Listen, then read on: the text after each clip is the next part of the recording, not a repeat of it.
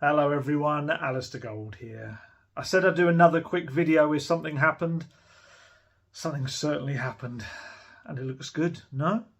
Honestly. Whew, what an evening. What an evening. Social media, Spurs fandom on Twitter especially, or X as we're meant to call it nowadays, it was losing its mind.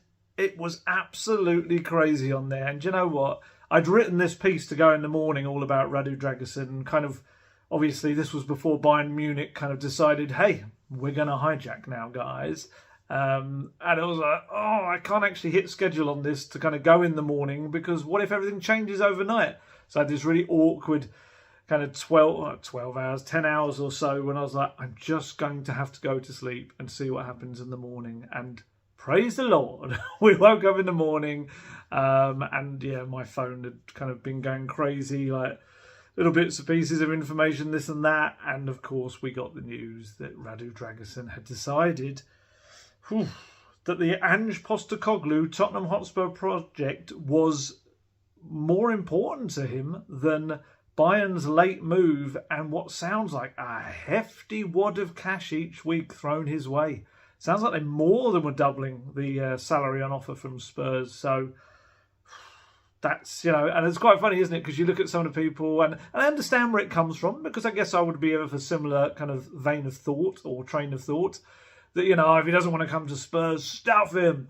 Wow, did he show he wants to come to Spurs? How many 21-year-olds, I certainly think back to myself as a 21-year-old, would I have turned down, double the money and big money? And I know people say, oh, but they earn enough as it is. But that's a big decision for a young footballer with family and all of that around him that obviously he may well provide for them. I don't know what the family situation is there. But to turn down a huge amount of money each week for a very reasonable amount of money per week, don't get me wrong. But, that's and also, let's be honest, Bayern Munich, Champions League team, they've got a rather decent striker there as well, who'd be quite fun to play with, I'd imagine, in the same team as.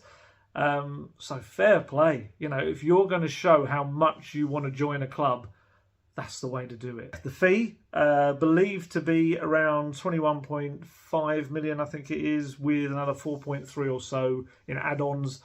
If they're funny numbers, it's because obviously they're in euros. I think it's 25 million euros with another 5 million euros on top in add-ons, which from the sounds of it are quite easy to achieve. And of course, Jed Spence heading the other way to Genoa on loan. And it kind of shows, I think, his situation right now that it sounds like that Spurs are going to be paying all of the wages for him.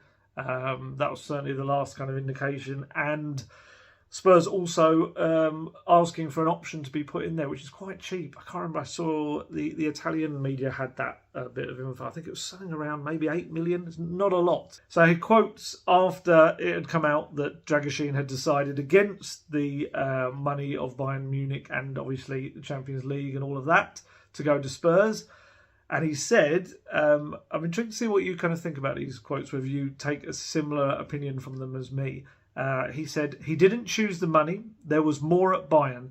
He said, this is the right step for his career. It is to be appreciated that he chose his career before money. I don't know how many would have refused the offer we had from Bayern. There were many who did not believe that we were refusing Bayern. I said, this is the right step.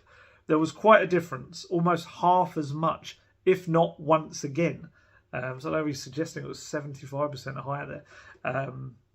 But the amounts don't matter. They were never a priority. We will always choose the steps we believe are correct. I think he weighed in that he always wanted to get to the Premier League. That was something, obviously, I was telling you in recent days and weeks, at one point, Tottenham was a bit far from what Genoa wanted, but I said that if the clubs agree, we will choose Tottenham.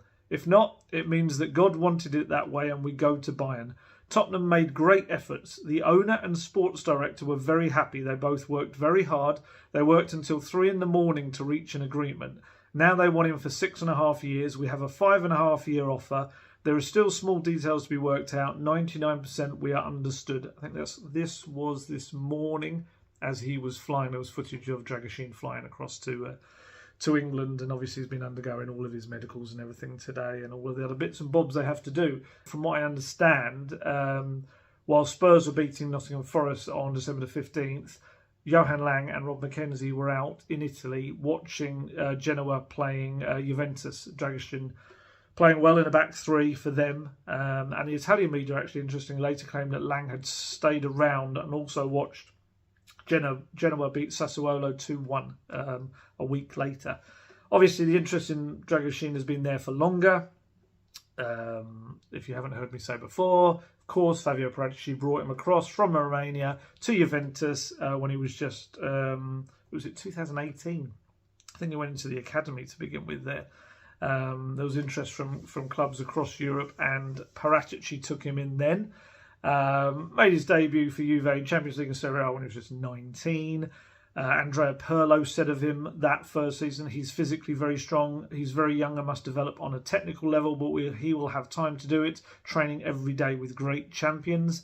They loaned him out to Sampdoria the next season for half the campaign, and then to Salernitana for the remainder of that campaign. But it was the loan season at Genoa where it all kind of started to kick off for him, and obviously they signed him permanently after he played I think it was every minute of their kind of promotion winning campaign back into Serie A. And yeah, he read a nice little piece that apparently he used to get advice from Juventus lender Giorgio Chiellini, which continued after he'd moved to Genoa. Of course, some have noted out, it's kind of getting the old gang together again, because he obviously would have been part of that Juventus squad with Kulusevski and Bentancur. There's an image, a photo I've seen of the three of them all quite close together in some kind of group training photo. And yeah, he's a guy that all of the data-led science behind it would have backed up him fitting the Postecoglou system really well. And of course, there are the Paratici links as well. You know, if you're going to use him in a consultancy basis, he's a person that will know that player inside out. So that's a good aspect to that as well. Obviously, 6'3", only 21. He's going to be able to handle the physicality and strength of the Premier League. I don't think that's going to be any issue for him. The high balls into the box as well. He's won. I did these stats a couple of days ago, and I think he has played since. So apologies if they're now slightly out of date, but he has won more aerial duels, 58, than any other centre-back in Serie A this season, and he's ranked second for clearances with 82. Obviously, he's going to have to get used to the style of play, the speed of passing. It's going to be a little bit different from the Genoa team that was more of a deeper line defence than this high line, but pretty much every person with any knowledge of Italian football seems to be saying, don't worry, he's going to have the pace to deal with a high line. He's going to be absolutely fine with that. And obviously that will be a key part of Spurs' scouting of the player as well. He would have had less possession. They're not a possession-based team, Genoa, but out of their team, he was the player that he was fourth in his team for passes per game. Who scored data shows this, 36.7 passes a game. And he had the second best pass success rate of 82.5% for Genoa so far this campaign, not including the last game. He played the other day. I cannot remember for the life of me who he played, but he did. But, you know, like I've said before with Vicario, Postecoglou is very good at seeing past things like that. And the data-based kind of research and scouting as well, that, okay, yes, he plays in a slightly different system, plays in a back three, but we believe that everything else about his game, the trends point towards that he will be absolutely fine in a back four with the Postecoglou system, comfort on the ball.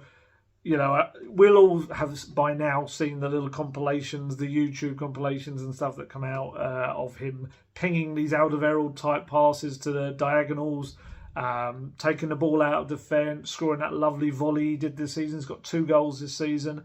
And interestingly, I think he's only got 1 yellow card as well this season. So for a team that, you know, they've had their struggles with discipline, that's not bad at all. And he's got 1 assist as well, I think, as those 2 goals.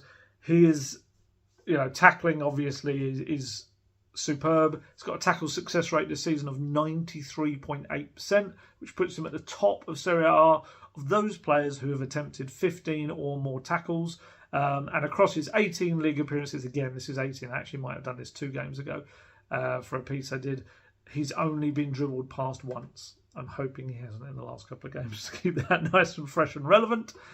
And like I say, he's played in a back three mainly at Genoa, but he's actually played in all of the different positions at some point or another, whether it be on the right or the centre, but he's also played on the left at times. And actually, when he was at Juventus, there was some talk there. He was so comfortable on the ball, they actually might turn him into a right back. So, yeah, he's going to be, hopefully, a very good player for Tottenham Hotspur.